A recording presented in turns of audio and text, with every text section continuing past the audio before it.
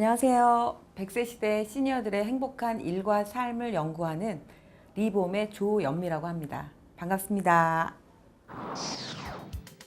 최근 100세 시대를 살고 있는 현대인들이 은퇴 이후의 삶에 큰 관심을 쏟고 있다. 특히 인생의 제2막을 어떻게 설계하느냐에 주목하고 사회와 소통하며 활기차게 황혼의 삶을 즐기는 사람들이 늘고 있는 가운데 시니어들에게 맞춤형 교육 서비스와 함께 인생 재설계를 위한 교육 프로그램을 운영하고 있는 리봄 대표 조연미. 이번 주 피프렘에서는 오늘은 내일보다 젊은 날이라고 힘있게 말하는 시니어 플래너 조연미 씨를 만나 고령 사회에 대한 발상의 전환에 대해 이야기 나눠본다.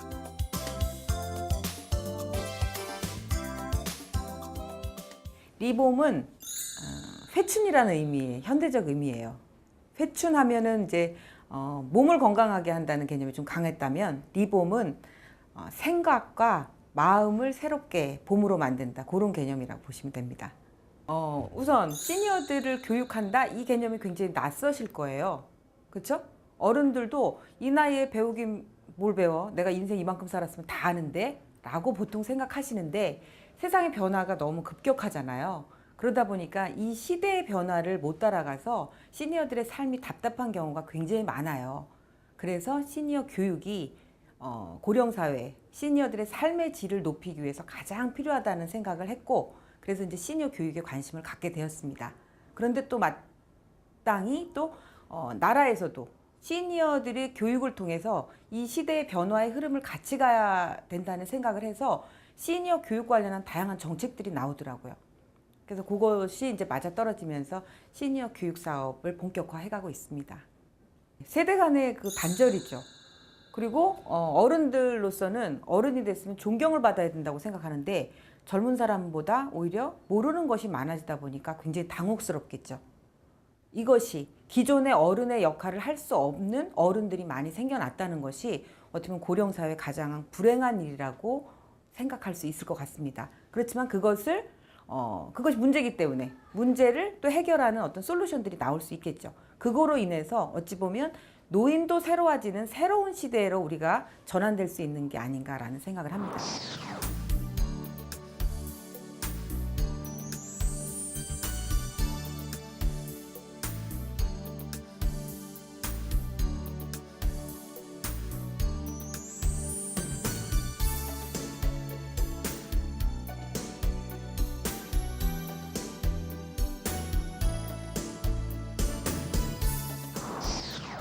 백세 시대 저출산 고령화라는 얘기를 굉장히 많이 들었어요. 저출산 고령화라는 이건 새로운 국면인데 새로운 국면 안에는 분명히 새로운 기회가 있다는 생각이 들었어요. 근데 사람들은 다 문제라고 하더라고요. 그래서 우리가 항상 저출산이라는 게 낯설기 때문에 항상 고출산의 시대를 살았었잖아요. 그래서 저출산이라는 게 낯설기 때문에 불안으로 느끼는구나. 그래서 들어가서 뭔가 살펴보는 노력조차도 안 하고 문제다라고 하면서 입구에서 머물고 있다는 생각이 들었어요. 그래서 제가 들어가 본 거죠. 새로운 기회를 찾기 위해서. 그러다 보니까 우리나라는 저출산에 대한 준비가 안 돼 있다 보니까 정말 문제가 지천으로 있더라고요. 그렇지만 해외는 이미 100세 시대 고령사회로 넘어가 있잖아요. 선진국들은. 그 선진국 안에 샘플들을 찾아내기 시작했어요. 그러고 보니 정말 새로운 세상들이 열리는 건데 우리가 그것에 대한 정보가 없어서 불안감을 느끼고 있다는 생각을 하게 되었습니다. 그래서 그 시니어 관련한 이 고령사회의 새로운 희망적인 정보들을 사람들에게 알리는 것이 무엇보다 필요하겠다는 생각이 들었어요. 왜냐하면 국내에 있는 노인 관련한 정보를 볼 때는 정말 100세 시대가 깜깜하고 암흑 같기만 느껴지거든요. 그래서 일단 100세 시대에 대한 희망을 저처럼 갖게 되는 것이 먼저 필요하다고 생각되어서 온라인 카페를 통해서 해외 정보들을 사람들과 공유하기 시작한 것이 사업의 출발입니다.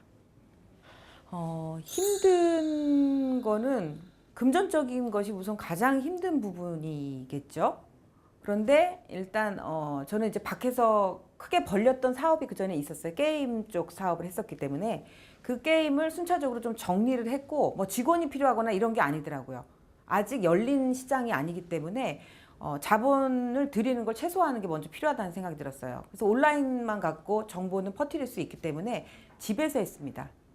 그래서 큰 어려움은 돈을 못 벌면서 일을 너무 열심히 하니까 남편이 좀 깝깝하겠죠. 보면서 도대체 뭐 하는 건지 모르겠으니까.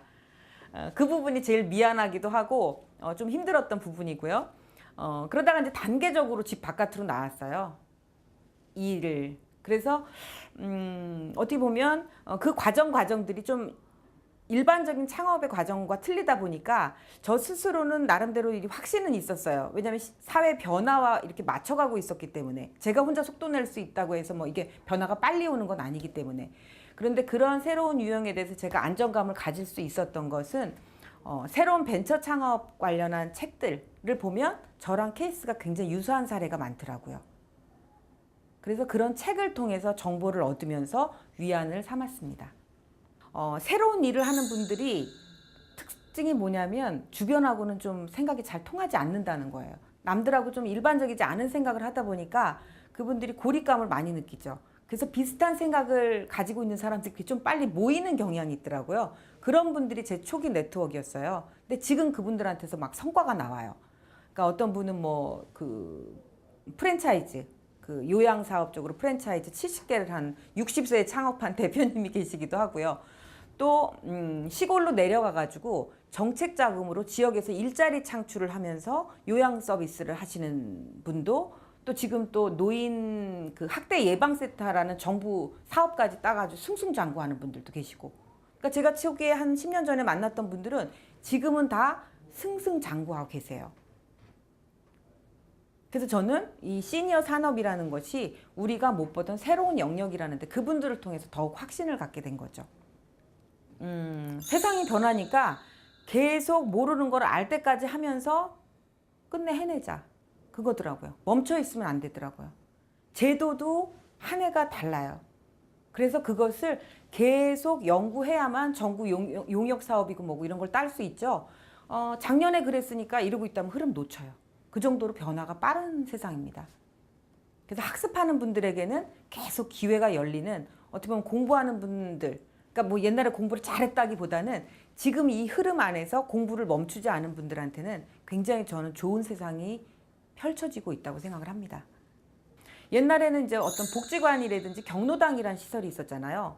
근데 요새 50대에 퇴직하신 분이 복지관 경로당에 가시겠어요? 거기 가면 심부름을 너무 많이 해줘야 돼서 안 되고요. 이분들은 다시 한번 지금 아직도 30년 이상의 나머지 삶이 인생 2막이라는 새로운 무대가 남아있잖아요. 그 무대를 설계하는 공간으로 가셔야 돼요. 그런 공간들이 지금 뭐 서울시라든지 각 지자체별로 막 생겨나고 있거든요. 뭐 서울시 인생 이모작 센터라든지 시니어 창업 센터라든지 이런 곳곳에 공간들이 생겨나니까 그런 공간들에 가셔서 그 프로그램에 맞춰서 움직이시다 보면 본인의 인생 2막이 설계되는 방향으로 길을 따라갈 거라고 생각을 합니다. 아직까지는 초기 단계라 완성도가 높지는 않지만 여러분들이 많이 참여를 하시면서 그것은 현실적인 답을 주는 공간으로 변해갈 것입니다.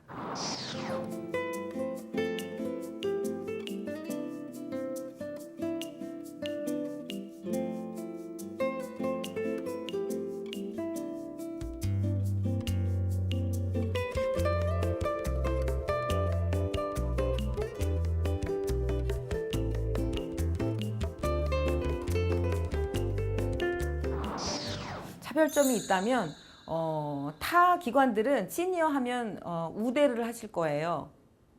왜냐하면 연장자라든지 연로하신 분들이라고 생각하니까. 저희는 그렇게 하지 않습니다. 젊은 사람과 똑같이 취급을 합니다. 그래서 스스로 하시도록.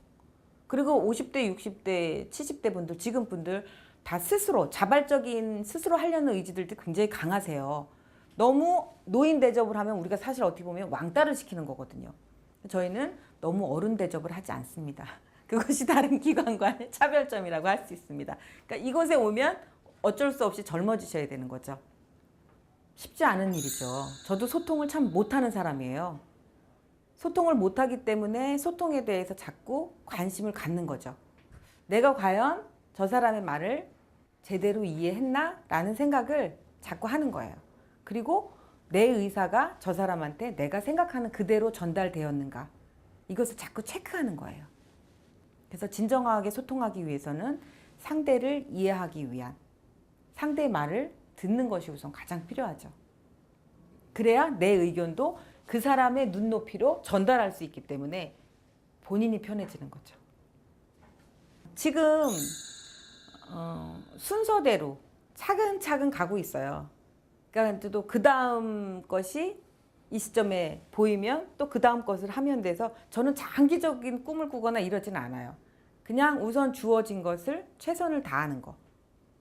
그래서 너무 먼 미래에 대해서는 이제 리봄학교라는 홈페이지를 오픈했으니까 리봄학교가 오프라인 안에서도 리봄학교라는 그런 공간을 갖게 되면 좋겠다 하는 꿈을 어제 꾸기 시작했네요.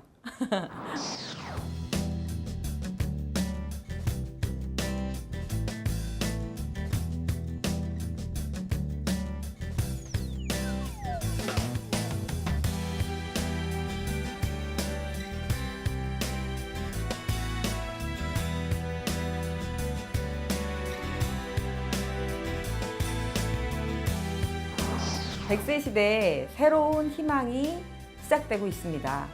그 희망의 주인공은 나이 드신 시니어 분들이십니다.